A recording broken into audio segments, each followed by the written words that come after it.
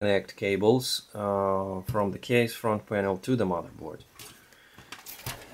They all gonna go here along the bottom edge. One gonna go here. So taking those wires, I usually start with this one. Just make them a little longer. That's your power, reset, and LED indicators. I'm gonna put it through this hole to this side. Now, here's a block here that we're gonna be using. Top four are for a little integrated speaker, if you've got one. I don't have it here. Now, next, two on the bottom, HDD, LED, and the way you install it is always gonna be like that. You don't have to look up where is the plus and minus, but it's important for LEDs. So, you look at it, you see where it says HDD, LED, plus minus, you turn it upside down, and there is a little arrow here that's gonna be your first pin. It might be different on some other cases, but it's pretty much always like that. You read HDD, LED, turn it upside down, and insert in the two left bottom pins. Now, power LED, they're always going to be separate. Plus goes first in the top row, so it's first pin in this block for plus, second pin for power LED minus. Then you can read the manual, it's always there. Reset. For switches it doesn't matter if you put them like this or like this, it doesn't matter. So third and fourth pins on the bottom for reset switch, third and fourth pins on the top row for power switch, and we have one blank left and one 0 pin at the end. We're not going to use them. So these are for LEDs, power switches, reset switches, stuff like that. That's it. Now the rest of them.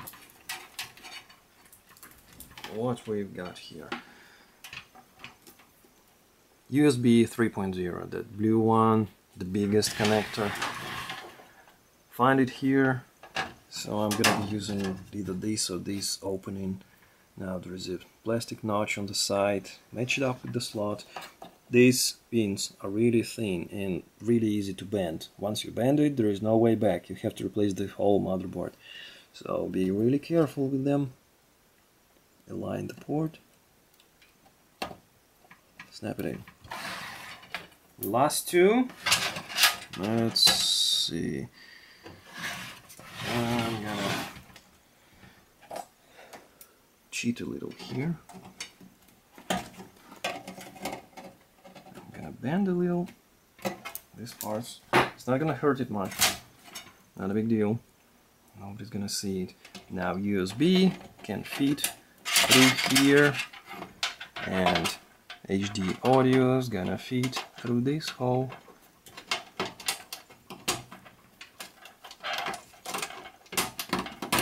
Like this. Now let's look on this side. USB, 5 pins, 4 pins, and one blocked here.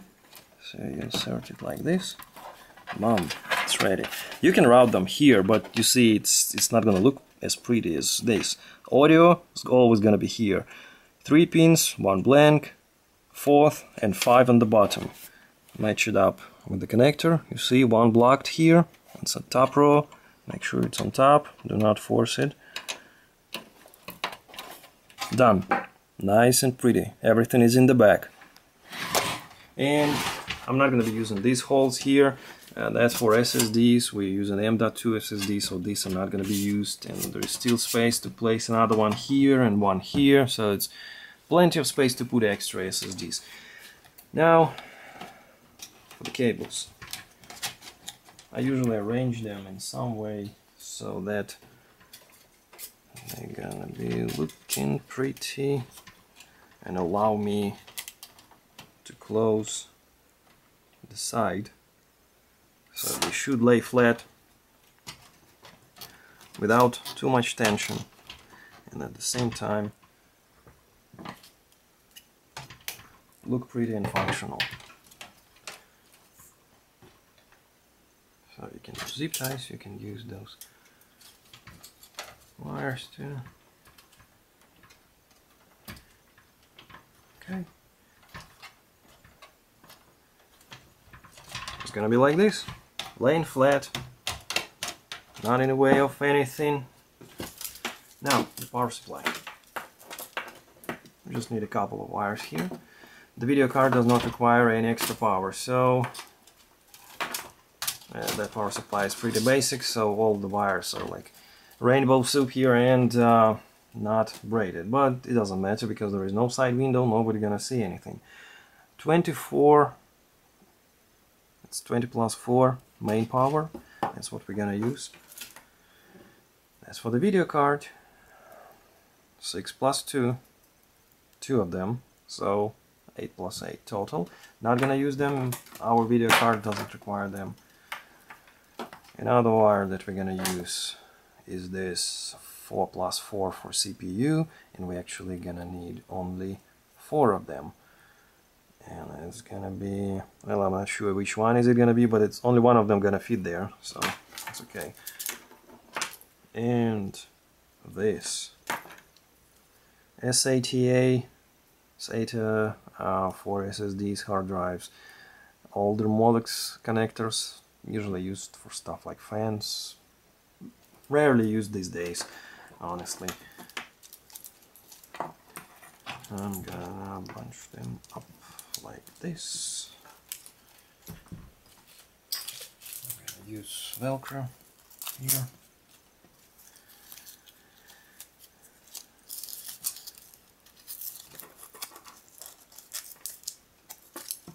You can always change it later, it's just so that it doesn't actually. Let me put that video card power connector here too, since we're not using it. Use our Velcro to put together. Now, as I said, the CPU power, and let's see. There's a hole here on top, which I'm gonna be using. Now let's see if this one will fit. There's only a 4-pin connector here. Usually it's 8. This is just cheaper motherboard, so it doesn't. Okay, this one doesn't fit. Let's try the other one. When it's 8-pin, it's easier. You just plug the whole thing. Okay, snap. This one's done. Okay. Main power, route it through this hole, bend it a bit like this so it's easier. Support the motherboard underneath when you do that so it doesn't bend too much, and it should snap in place. Now we've got them in the back here. What I'm gonna do is use some zip ties here to connect this all together so it's in one piece, and that extra lead is not going to be dangling around like that. Now it goes here, so you can kind of use the trim of the case to hide it, but it's not a big deal. If there are extra points for zip ties or anything, you can use them, it's up to you. For example, let me see if I can do that. No, this, not this, maybe this.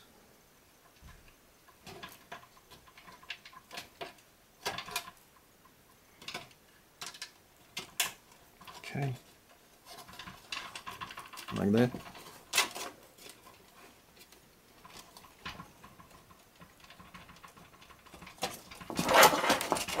Okay, so it's not in the way anymore.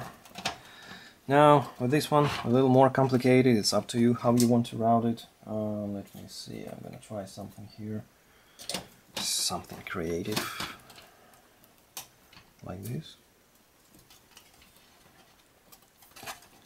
It's up to you what you want to do. Just make sure the cables do not overlap too much, because they're gonna be too thick and you'll have issues closing the side panel. gonna be fine like that. And these cables I'm just gonna hide later somewhere. I'm gonna leave them for the end and see where I have some space left.